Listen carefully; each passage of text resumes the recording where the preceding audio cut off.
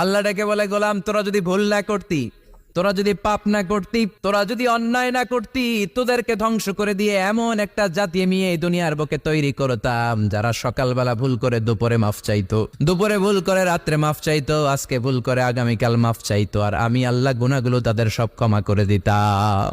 ক্ষমা করে দিতে আল্লাহর বড্ড ভালো লাগে। বান্দা আল্লাহর কাছে বারবার চাক, চোখের পানি ছাড়ুক, এটা আল্লাহ পছন্দ করে। চোখের পানির যে কত পাওয়ার আপনি কল্পনাই করতে পারবেন না। অনুশোচনার চোখের পানি চোখ বেয়ে নাকের ডগা পেয়ে জমিনে পড়ার আগেই আল্লাহ এই বান্দারে মাফ করে দেয়।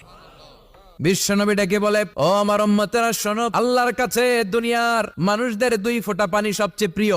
এক হলো জিহাদের ময়দানে রক্তের ফোঁটা, দুই হলো অনুতপ্ত বান্দার চোখের পানির ফোঁটা। কত ভুল আপনি করেছেন, কত অন্যায় আপনি করেছেন, কত পাপ আপনার হয়েছে, কত মিথ্যা আপনি বলেছেন, কয় ওয়াক্ত নামাজ ছেড়েছেন, কয় লাখ টাকা ঘুষ খেয়েছেন, কত যৌতুক আপনি খেয়েছেন, কত মিথ্যা আপনি বলেছেন।